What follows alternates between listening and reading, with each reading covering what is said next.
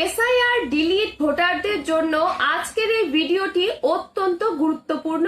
বিশেষ করে যারা এসআইআর প্রক্রিয়ায় ভোটার তালিকা থেকে নাম ডিলিট হওয়ার পর ট্রাইব্যুনালে আবেদন করেছেন বা শুনানির জন্য অপেক্ষা করছেন, তারা এই ভিডিওটি অবশ্যই দেখবেন।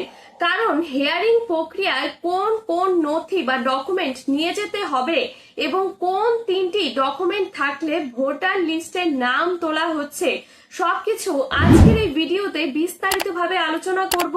তাই ভিডিওটি শেষ পর্যন্ত অবশ্যই দেখবেন। তো চলুন ভিডিওটি শুরু করি। তবে একটি বিষয় পরিষ্কার করে নেই যে ট্রাইব্যুনালে কোনো একটি মাত্র নথি দেখালেই ভোটার লিস্টে নাম উঠে যাবে এমন কোনো ঘোষণা করা হয়নি।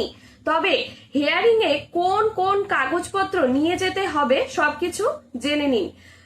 তবে বাস্তবে কিছু নথি খুবই গুরুত্বপূর্ণ বলে বিবেচিত হয়। বিশেষ করে রয়েছে আপনার জমির দলিল, জন্ম শংসাপত্র এবং স্কুল সার্টিফিকেট, আবেদনকারীর পরিচয়, বয়স, পরিবার ও ঠিকানার যোগসূত্র প্রমাণ করতে গুরুত্বপূর্ণ ভূমিকা রাখতে পারে। এই কারণে অনেক ক্ষেত্রেই এই তিনটি নথিকে শক্তিশালী প্রমাণ হিসেবে ধরা হয় যদি সেগুলি অন্যান্য তথ্যের সঙ্গে মিল থাকে। এবার জেনে নিন যে ট্রাইব্যুনালে হিয়ারিং এ কোন কোন ডকুমেন্ট নিয়ে যেতে হবে।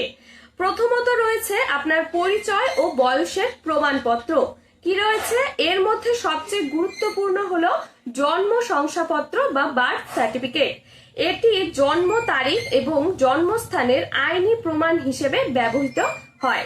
এর পাশাপাশি আপনি স্কুলের সার্টিফিকেট, মাধ্যমিকের অ্যাডমিট কার্ড বা স্কুল লিভিং সার্টিফিকেট থাকলে নামের বানান ও বয়সের প্রমাণ হিসেবে কাজে আসে।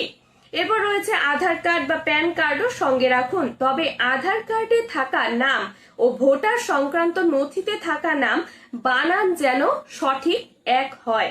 যদি পাসপোর্ট বা ড্রাইভিং লাইসেন্স থাকে সেগুলিও সঙ্গে রাখতে পারেন।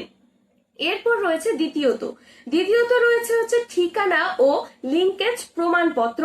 এখানে জমির দলিল বা পর্চা অত্যন্ত গুরুত্বপূর্ণ নথি হিসেবে ধরা হয়, বিশেষ করে যদি এটি আপনার বা আপনার পরিবারের দীর্ঘদিনের বসবাসের তথ্যের সঙ্গে সম্পর্কিত হয়।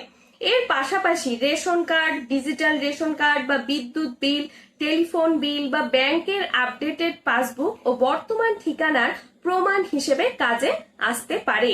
এরপর রয়েছে তৃতীয়ত বলেছে যে লিগেসি বা পূর্বপুরুষের নথি। এখন যদি আপনার কাছে পূর্বপুরুষের নথি থাকে, সেরকম বলতে গেলে যদি আপনার বাবা মা বা দাদু বা ঠাকুমার নাম পুরনো ভোটার তালিকায় থাকে, বিশেষ করে পুরনো নির্বাচনী তালিকার সার্টিফাইড কপি পাওয়া যায়, তাহলে সেটিও গুরুত্বপূর্ণ সহায়ক নথি হতে পারে। এটি পরিবারের সঙ্গে আপনার যোগসূত্র প্রমাণে সাহায্য করবে। তবে হিয়ারিং এ যাওয়ার আগে কয়েকটি গুরুত্বপূর্ণ বিষয় অবশ্যই মনে রাখবেন, সেগুলি কি জেনে নিন। এখানে বলেছে যে সব নথির মূল কপি সঙ্গে রাখবেন। কমপক্ষে 2 সেট স্বপ্রত্যায়িত ফটোকপি সঙ্গে রাখুন। আধারের সঙ্গে লিংক থাকা মোবাইল নাম্বার সচল রাখুন এবং ট্রাইব্যুনাল থেকে যে তারিখ ও সময়ের হাজিরার নোটিশ দেওয়া হবে সেই সময়ে অবশ্যই সশরীরে সেখানে উপস্থিত হবেন। সবশেষে আবারও একটি গুরুত্বপূর্ণ বিষয় বলি যে বাস্তবে জমির দলিল, জন্ম শংসাপত্র এবং স্কুল সার্টিফিকেট গুরুত্বপূর্ণ প্রমাণ হিসেবে কাজে আসবে, কিন্তু চূড়ান্ত সিদ্ধান্ত ট্রাইব্যুনাল আবেদনকারীর সব নথি, তথ্য এবং প্রযোজ্য আইন যাচাই করার পরই নেবেন। তাই নিজের সমস্ত সঠিক নথি প্রস্তুত রাখুন এবং শুনানির দিন আত্মবিশ্বাসে সেখানে উপস্থিত হন।